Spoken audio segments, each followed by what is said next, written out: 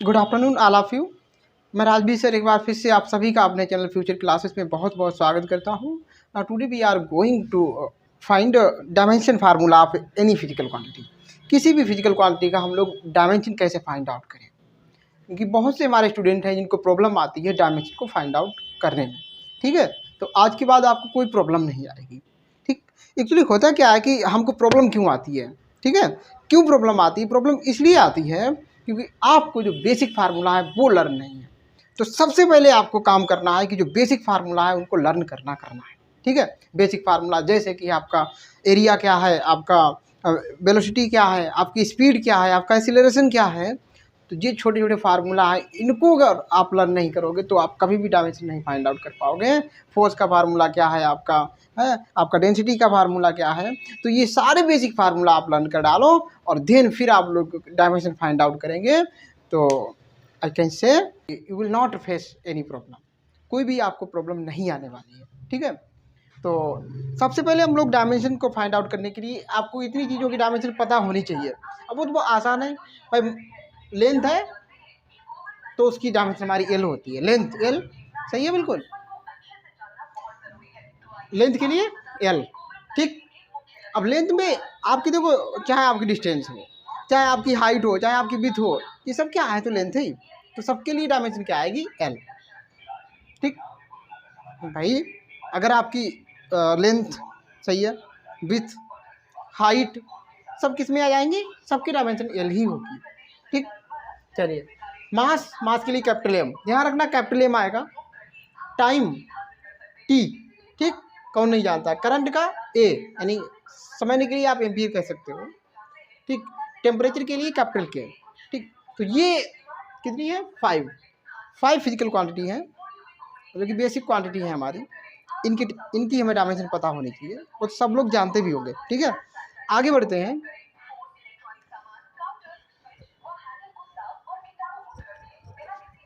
आगे हम लोग क्या करेंगे, जो बेसिक हमारी फिजिकल क्वांटिटी है उनके फार्मूले हमको लर्न होने चाहिए।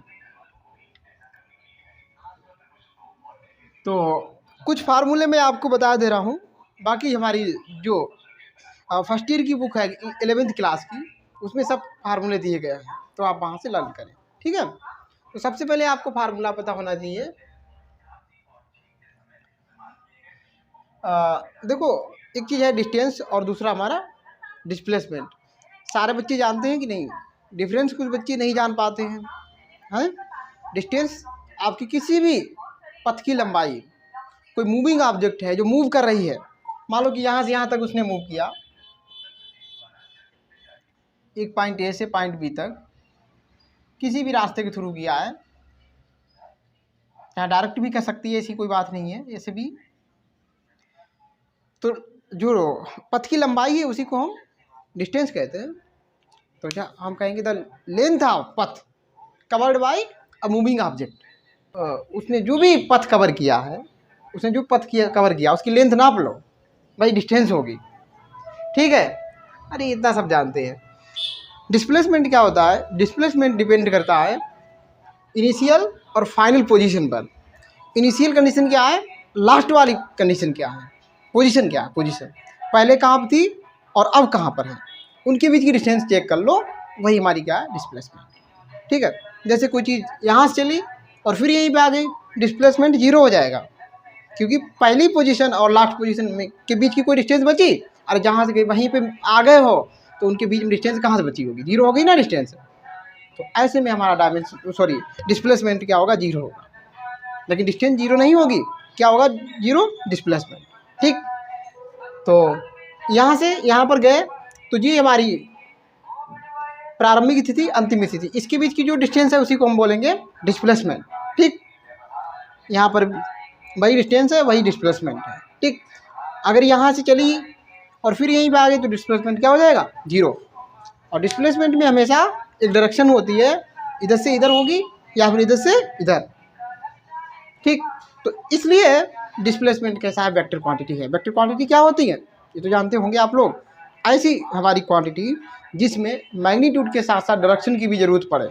ठीक, जैसे आप लोग सभी जानते ही होंगे, एक दो स्टूडेंट हमारा है जो ना भी जानता हो, जैसे फोर्स हमारा है उसमें भी डायरेक्शन की ज़रूरत पड़ती है। डायमेंशन में हमने देखा कि या तो इधर से इधर होगा या इधर से इधर, डायरेक्शन नापेंगे ना इसको, इधर से इधर को या फिर इधर से इधर को। और फोर्स में जैसे हमें कोई गेट खोलना है, तो गेट खोलने के लिए अगर हमें फोर्स अंदर को लगाना है तो अंदर ही को लगाना पड़ेगा, तभी वो गेट खुलेगा। और अंदर को लगाने की ज़रूरत है, आप बाहर को धक्का दे रहे हो, खुलेगा नहीं खुलेगा। कुछ केसों में हो सकता है कि वो दोनों तरफ खुल जाता हो, लेकिन हमेशा नहीं। ठीक है, अगर कोई ऑब्जेक्ट है जी, कोई ऑब्जेक्ट है, इसको हमें इधर ले जाना है और हम फोर्स है इधर को अप्लाई कर रहे हैं, क्या इधर जाएगी? नहीं जाएगी ना। तो फोर्स किधर लगना चाहिए, ये हमारे दिमाग में क्वेश्चन आता है, डायरेक्शन आती है। ठीक, तो फोर्स कैसा है आपका? वेक्टर क्वांटिटी है। फोर्स कैसा है? Vector quantity. चलिए, फिलहाल हम लोग अभी वेक्टर और स्केलर की बात नहीं कर रहे हैं। अगर आपको डाउट है तो आप कमेंट कर देना, तो मैं अलग से एक स्पेशल वीडियो बना दूंगा वेक्टर और स्केलर क्वांटिटी पर। ठीक है, चलिए, हमने बात की यहाँ पर कि कुछ हम फिजिकल क्वांटिटी लिख रहे हैं और उनके फार्मूले आपको लर्न होने चाहिए।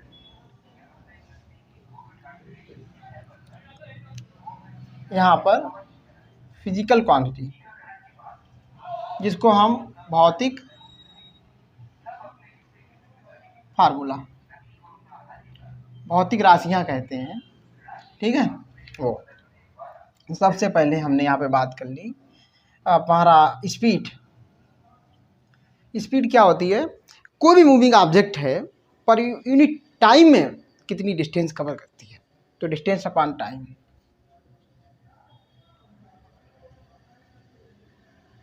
ठीक है, डिस्टेंस अपॉन टाइम।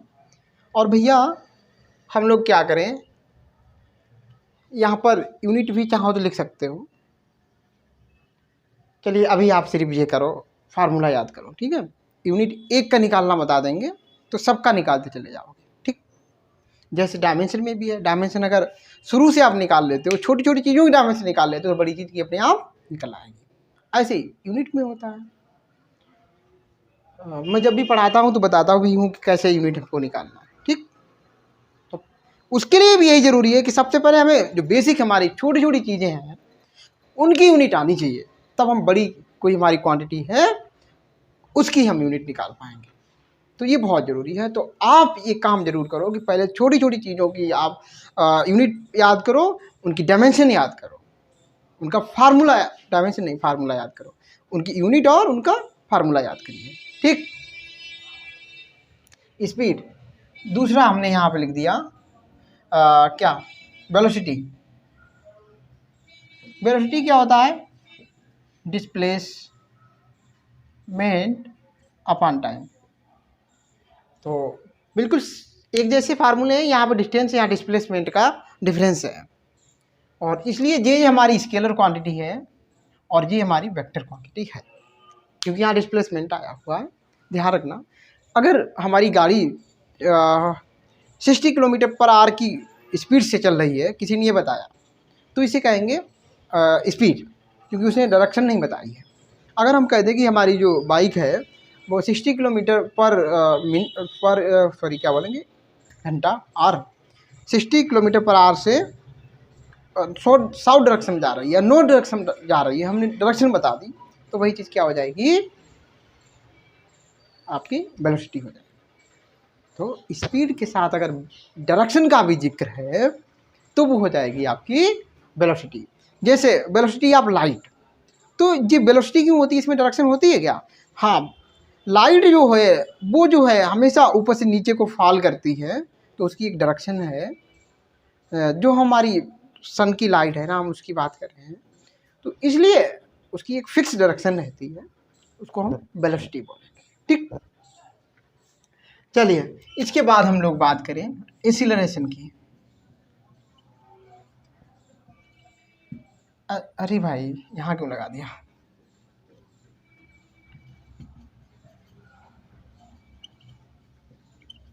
एक्सीलरेशन, तो एक्सीलरेशन क्या है? एक्सीलरेशन ये छोटी छोटी चीज़ें हैं जो हमारे स्टूडेंट नहीं जानते हैं, वो जाने। बाकी जो हमारे ठीक ठाक स्टूडेंट हैं उनको कोई प्रॉब्लम नहीं है ना, उनके लिए खास कर ये वीडियो है भी। हमारे वो स्टूडेंट जो थोड़ा कहें कि ठीक नहीं, जिनकी कंडीशन है, उनके लिए ये वीडियो है। तो हाँ, जो एक्सेलरेशन हमारा है वो क्या होता है, लेकिन हो सकता है कि कुछ हमारे जिनको हम ठीक स्टूडेंट बोल रहे हैं, एवरेज हैं, उनको भी कुछ चीज़ों में डाउट हो। तो ऐसा नहीं कि बिल्कुल उनके काम का वीडियो नहीं, तो वो भी सीखेंगे यहाँ से कुछ ना कुछ। एक्सेलरेशन क्या होता है, देखो पहले हमने देखा था कि हमारी जो डिस्टेंस है वो टाइम के हिसाब से कितनी डिस्टेंस कवर हो रही है, कितने समय में कितनी डिस्टेंस कवर हो रही है, वो स्पीड है। हमारी जो वेलोसिटी है उसमें हमने देखा कि कितने समय में कोई ऑब्जेक्ट है कितना डिस्प्लेसमेंट कर रही है टाइम के हिसाब से। जैसे वही बात है कि घर में अगर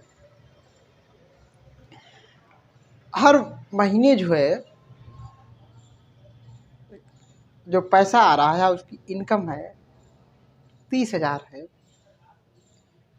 और कमाने वाले लोग हैं 5 लोग, तो हर एक आदमी के हिसाब से जस्ट, तो हम लोग कह रहे थे कि अगर कोई किसी हमारी फैमिली में 30,000 रुपये पर मंथ उसकी इनकम है और 5 लोग हैं, तो इनकम पर पर्सन कितनी हुई, हर एक पर्सन के हिसाब से, हर एक आदमी के हिसाब से कितनी इनकम हुई, 6,000। तो पर का मतलब यही होता है, पर पर्सन वहाँ पे बोल रहे हैं, यहाँ पे पर टाइम, पर यूनिट टाइम, कि एक टाइम के हिसाब से कितना हमारी डिस्टेंस कवर की जा रही है। एक टाइम मतलब 1 सेकेंड हो सकता है, मोस्टली 1 सेकेंड ही होता है वो चीज़। यहाँ पर 1 सेकेंड में कितना डिस्प्लेसमेंट हो रहा है, ये चीज़ एक आदमी के हिसाब से कोई चीज़ कितनी हो रही है, एक वस्तु के हिसाब से कितनी हो रही है, ये चीज़।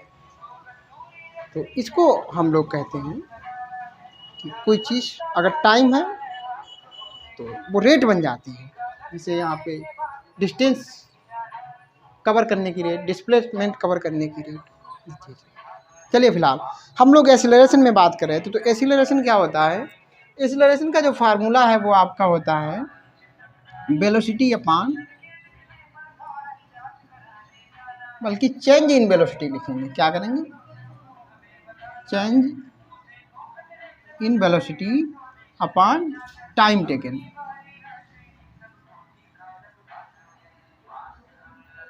टाइम टेकन लिया गया समय, वेलोसिटी में कितना चेंज आ रहा है हमारा टाइम के हिसाब से, वही हमारा एक्सीलरेशन है।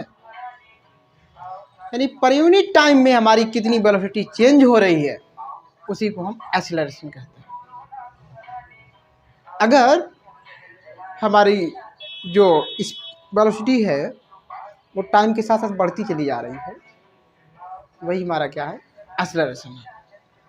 और टाइम के साथ साथ अगर वेलोसिटी हमारी कम हो रही है तो हम कहेंगे कि वो चीज़ है एक तरीके से वो भी एक्सीलरेशन, लेकिन उसको रिटार्डेशन बोलेंगे, रिटार्डेशन। तो रिटार्डेशन और हमारा एक्सीलरेशन दोनों एक ही चीज़ है, एक ही फार्मूला, सब कुछ एक ही है। बस रिटार्डेशन में क्या होता है कि जो हमारी मूविंग ऑब्जेक्ट है वो टाइम के साथ स्लो होती चली जाती है, ठीक। एक्सीलरेशन में वो कहेंगे कि बढ़ती चली जाती है। तो रिटार्डेशन आप कम पढ़ते होंगे, लेकिन भाई हमने बता दिया रिटार्डेशन क्या होता है, फार्मूला सब एक ही है, सब एक ही बात है। तो आप ये ध्यान रखेंगे कि हम लोग अपनी गाड़ी की जो स्पीड है वो बढ़ाते चले जा रहे हैं, तो कहेंगे कि वो एक्सेलरेट हो रही है, ठीक है। पहले 30 किलोमीटर पर चला रहे थे, फिर 40 पे चला ली, फिर 50 पे कर ली, 50 किलोमीटर पर आवर, ठीक, फिर 60 पे कर ली।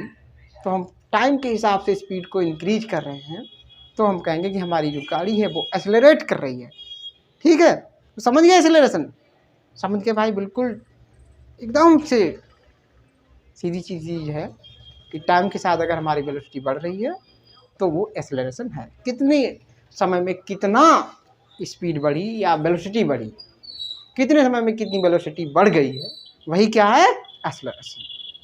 समझ गए। और अगर बिल्कुल आपकी जो गाड़ी है वो एक स्पीड में जा रही है, यूनिफॉर्म स्पीड में जा रही है, यूनिफॉर्म वेलोसिटी से जा रही है, तो हम कहेंगे कि हमारी उस गाड़ी में एक्सेलरेशन 0 है, कि वो अपनी वेलोसिटी को चेंज ही नहीं कर रही है। तो इसका मतलब है कि एक्सेलरेशन आपका 0 है। ठीक, हाँ, और एक्सेलरेशन 0 है तो इसका मतलब स्पीड कैसी है? बिल्कुल एक जैसी। वेलोसिटी आपकी कैसी है? बिल्कुल एक जैसी। किसी ने कह दिया कि वो गाड़ी का एक्सेलरेशन 0 है, उस ऑब्जेक्ट का एक्सेलरेशन 0 है, तो इससे क्लियर हो गया है कि वो बिल्कुल एक समान स्पीड से जा रही है, एक समान वेलोसिटी से जा रही है। पक्का? तो जी ठीक। इसके बाद हम लोग बात कर लें, सॉरी,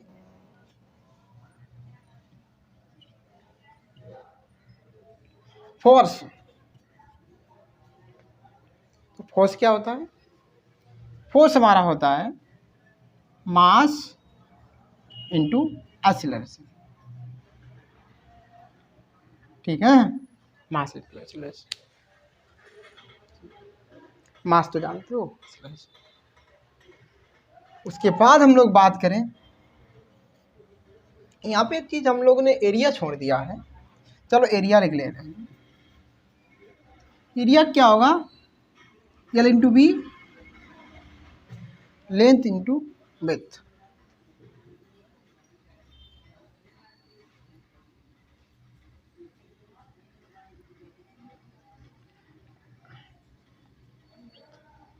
ठीक है,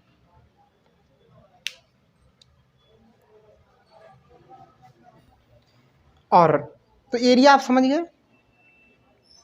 इसी प्रकार से हमारा जो वॉल्यूम होता है,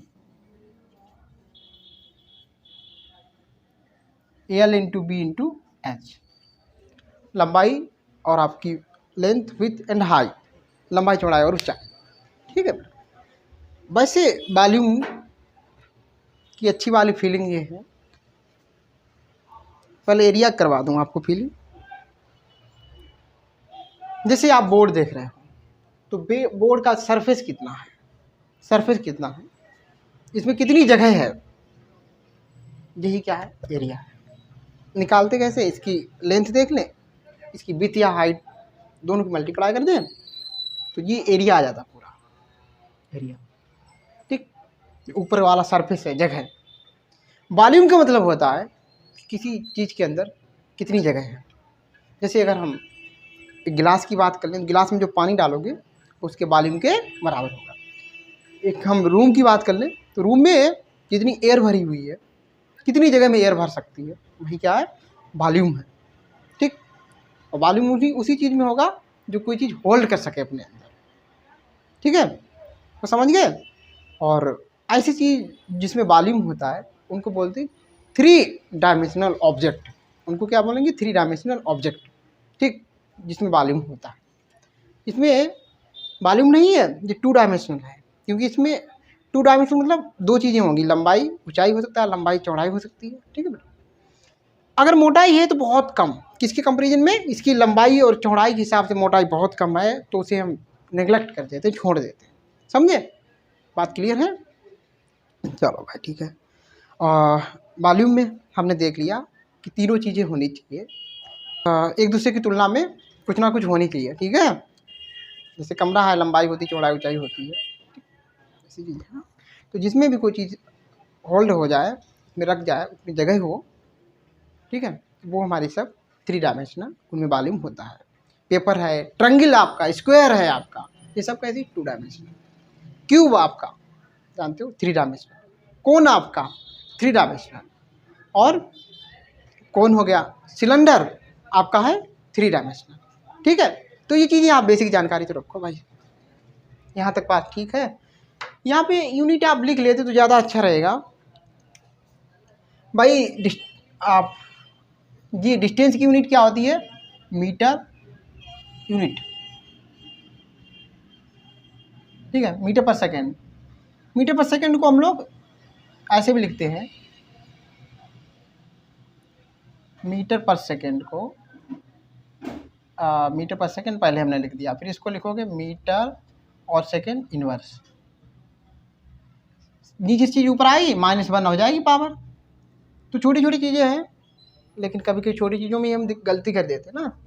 डिस्प्लेसमेंट अपॉन टाइम, तो भैया डिस्प्लेसमेंट को भी मीटर में आप नापोगे तो मीटर पर सेकेंड, मीटर सेकेंड इनवर्स, ठीक, मीटर सेकेंड इनवर्स, ये लो। उसके बाद चेंज इन वेलोसिटी, वेलोसिटी की हमने लिखी मीटर सेकेंड इनवर्स, वेलोसिटी क्या लिखी मीटर पर सेकेंड, चाहे कर लो, ये वेलोसिटी की हमने लिख दी। नीचे टाइम टेकन, टाइम की फिर से लिखो तो सेकेंड एक और आ जाएगा, सेकेंड के नीचे अगर 1 कर लीजिए यहाँ पे आ जाएगा, तो मीटर पर सेकेंड स्क्वायर, ये किसकी है, एक्सेलरेशन की आपकी यूनिट है, ठीक है, बिल्कुल ठीक।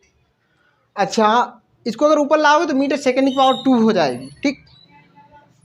ये हमारा फोर्स है, जिसको हम एम ए भी लिखते हैं, क्या लिखते हैं, एम इंटू ए, मास इंटू एक्सेलरेशन।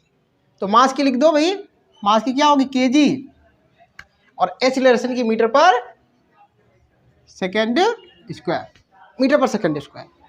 तो हमारा फोर्स का फार्मूला किलोग्राम मीटर पर सेकेंड स्क्वायर, फार्मूला नहीं कहेंगे, यूनिट, और इसी यूनिट को हम लोग कहते हैं न्यूटन।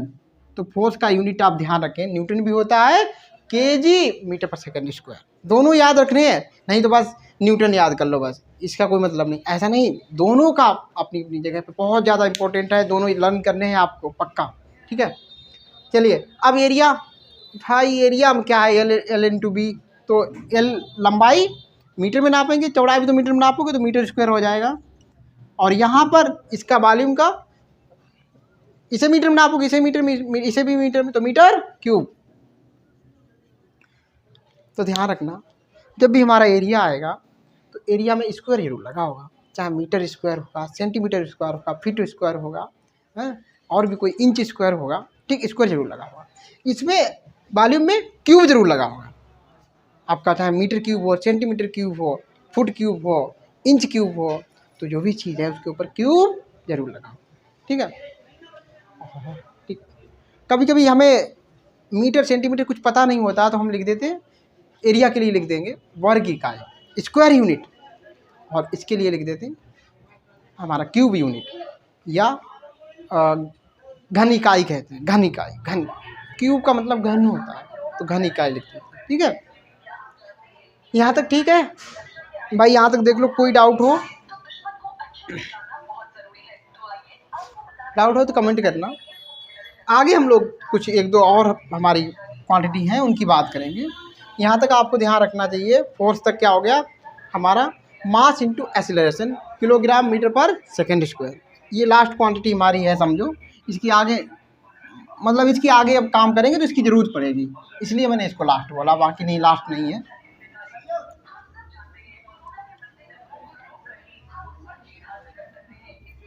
इसके बाद हम लोग बात करने जा रहे हैं, कितनी हो गई थी, जो भी हो गई हूँ आप ध्यान रखना, हम नेक्स्ट ऐसे नंबर डाल दे रहे हैं, 6 डाल दे रहे हैं, आप अपने हिसाब से कर लेना जो भी हो। वर्क,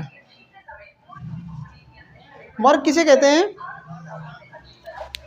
वर्क किसे कहते हैं, आपने कितनी फोर्स लगाया और उसमें किसी ऑब्जेक्ट पे फोर्स लगाया, मान लो कि ये ऑब्जेक्ट है, फोर्स लगाया इस पर, इधर को फोर्स लगा रहे हैं, इसमें डिस्प्लेसमेंट नहीं हो रहा है तो वर्क नहीं हो रहा है, डिस्प्लेसमेंट हुआ, मान लो कि एक डिस्टेंस चल ली, फोर्स एफ है, तो जो वर्क होगा वो एफ इंटू एक्स, समझ गए, एफ इंटू एक्स, यानी कि work done equal to force into displacement, ठीक।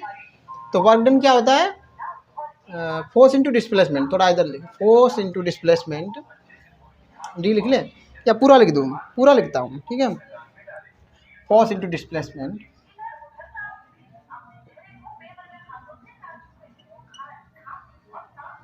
ठीक है बेटा। अब फोर्स, फोर्स का अभी हमने देखा यूनिट, क्या देखा था यूनिट, किलोग्राम मीटर पर सेकेंड स्क्वायर, और डिस्प्लेसमेंट का और लिख दो क्या, मीटर, तो ओवरऑल जिसका यूनिट बन गया किलोग्राम मीटर स्क्वायर पर सेकेंड स्क्वायर, किलोग्राम मीटर पर सेकेंड स्क्वायर किसका, वर्क का यूनिट, और इसे जूल भी कहते हैं, जूल, शॉर्ट में हम जे लिख देते हैं,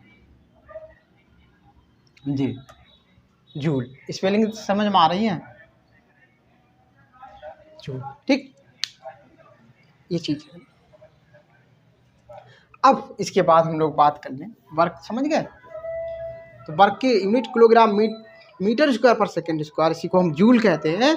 एनर्जी का भी सेम यही काम रहेगा, या एनर्जी कह लो, एनर्जी का भी हमारा जो यूनिट है वो जूल रहेगा। ठीक, एनर्जी वर्क सब एक ही चीज़ होती है। ठीक है, वर्क एनर्जी में, एनर्जी वर्क में चेंज होता रहता है, इसलिए। अच्छा, इसका एक यूनिट और भी है, CGS पद्धति में अर्ग है, लेकिन अभी हम MKS सब बात कर रहे हैं। ठीक है, MKS सिस्टम वाला। अब इसके बाद हम लोग ज़्यादा नहीं, बस इतनी चीज़ें हमको याद रखनी है और ज़्यादा नहीं। ठीक है, बाकी तो बहुत चीज़ें होती हैं, लेकिन अगर हमको इतना आता है तो हम लोग बहुत काम कर लेंगे। ठीक है, तो अभी सिर्फ आप इतना ही लर्न रखो। भाई लाइट आ गई है तो मुझे लग रहा है कि अब दिखाई नहीं पड़ेगा, सेटिंग फिर से सही करनी पड़ेगी। तो इतनी चीज़ें अगर आपको आ रही हैं तो आई थिंक अब आपको कोई प्रॉब्लम नहीं होने वाली है डायमेंशन को फाइंड आउट करने में। ठीक है, अब देखते हैं कैसे हमें किसी चीज़ की डायमेंशन एकदम से निकाल लेनी है। चलो देखते हैं। अब चाहे आप जो भी चीज़ उठा लो और आप उसकी डायमेंशन बना दोगे। ठीक है,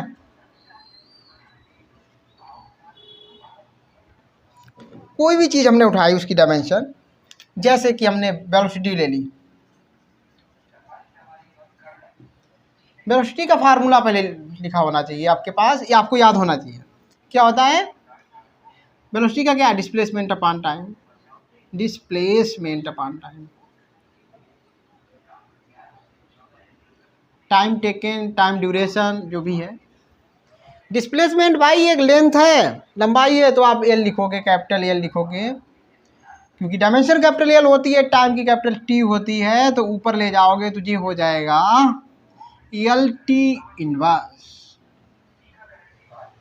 ठीक, एल टी पावर -1 ये होती है इसकी वेलोसिटी की। स्पीड की निकालोगे तब भी यही आएगी, निकाल के देख लो। उसके बाद अगर हम बात करें एक्सीलरेशन की,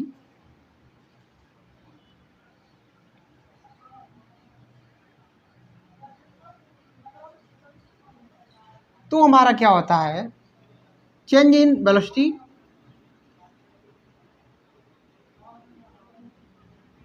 अपॉन टाइम आ जाएगा। वेलोसिटी की ये डायमेंशन लिखो भाई, पहले वेलोसिटी की यहाँ पे डायमेंशन लिख दीजिए ऊपर, नीचे फिर से टाइम की डायमेंशन आप लिखेंगे तो जी टाइम ऊपर आएगा तो बन जाएगा एल टी की पावर -2। बोलो, बिल्कुल सही है, बिल्कुल सही है। तो नेक्स्ट आप और देख लीजिए, यहाँ पर हम फोर्स की बात कर लें तो फोर्स अभी हमने देखा था कि क्या होता है, M A mass into, M A लिख लो, मास इंटू एक्सेलरेशन। मास का हमने डायमेंशन अभी बताया होगा, आपको भी पता होगा, कैपिटल एम। एक्सेलरेशन की डायमेंशन आप ये लिख दो, एल टी -2। ठीक है बच्चों, तो आपको जो हमारी ओवरऑल फोर्स की डायमेंशन बन गई है वो एम एल टी -2। ठीक है, तो फोर्स की डायमेंशन आपके लिए बहुत ज़रूरी है, बहुत जगह यूज होगी, तो बिल्कुल यहाँ सीख लो। देखिए कभी कभी वेलोसिटी की आपको डायमेंशन यहाँ पर ऐसे भी लिखी मिलेगी, वेलोसिटी की m पावर 0 एल टी, तो जो चीज़ नहीं होती उसकी पावर हम 0 लिख देते हैं। ठीक है, तो दोनों चीज़ें एक ही है, आप कभी ये देखोगे कभी ये देखो, तो कन्फ्यूज कभी मत होना। ठीक है, ऐसे इसकी लिखोगे कि तो हो जाएगी इस वाली चीज़ की, m पावर 0 एल टी -2। किसकी है ये? एक्सेलरेशन की, एक्सेलरेशन की। ठीक है, वो हमारी स्पीड या वेलोसिटी की है। बात क्लियर हो रही है? अब चाहे आप जिसकी डायमेंशन निकालना चाहो आप निकाल लो।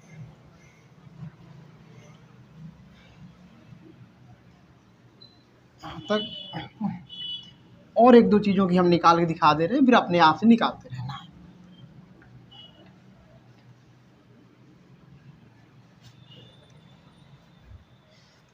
एक चीज़, अभी हम लोग फर्स्ट ईयर में है या इंटर में है, तो हमारे पास जैसे एप्सिलॉन आ जाता है, एप्सिलॉन नॉट आ जाता है, इसकी डायमेंशन अगर हमें निकालना है तो बच्चे कहते हैं सर कैसे निकालेंगे, तो इसके लिए हम लोग फार्मूला जानते हैं। इसका फार्मूला क्या हो जाएगा, आप ये तो जानते हो, F equal to 1/4 pi epsilon not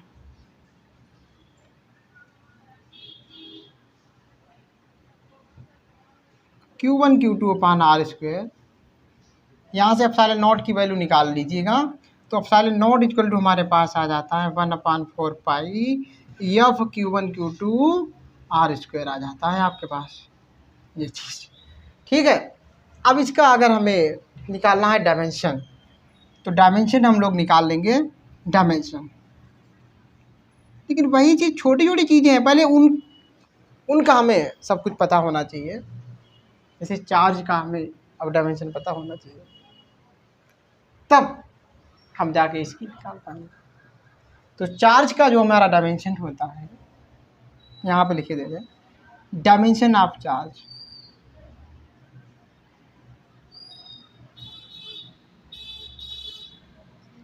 charge का फार्मूला एक ये भी होता है Q equal to I into T. ठीक है ना, क्योंकि I इक्वल टू होता है Q अपान टी। Q अपान टी सबको कैपिटल भी लिखें, चलो रहने दो कोई बात नहीं, Q अपान टी।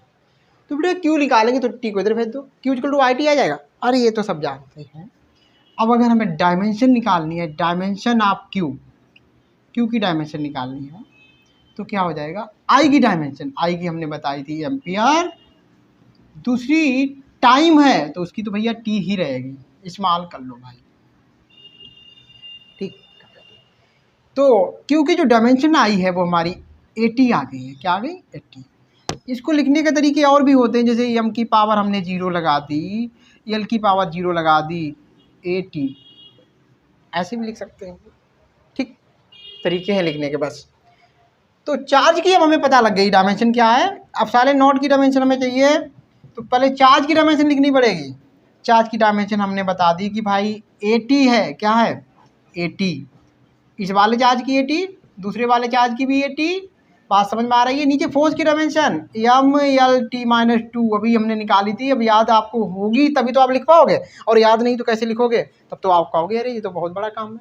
कहाँ बड़ा काम है, हमने याद नहीं की थी। फोर्स की इसलिए बड़ा काम हो रहा था, हमने चार्ज की डायमेंशन याद नहीं की थी, इसलिए हमारे लिए काम कठिन हो रहा था। अदरवाइज इसमें कुछ भी नहीं है।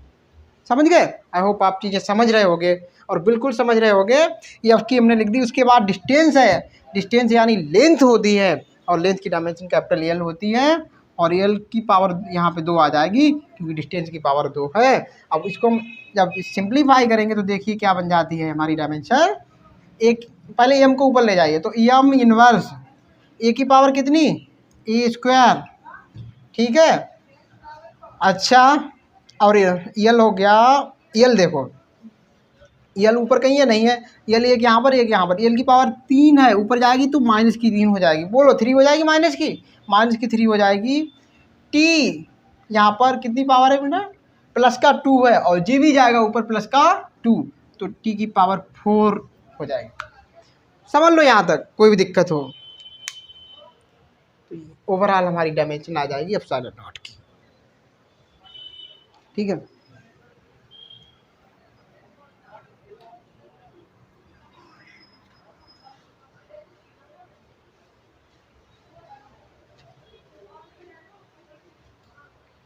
ठीक है, समझ गए। अब निकाल लोगे ना ऐसे। कूलम्ब्स लॉ में जो हमारा कांस्टेंट के आता है, इसकी अगर डायमेंशन निकालें 1/4 पाई, सॉरी ये छोड़ो, F इक्वल टू क्या होता है, K Q1 Q2 अपान R स्क्वायर। अगर इस K की डायमेंशन निकालें, डायमेंशन ऑफ K,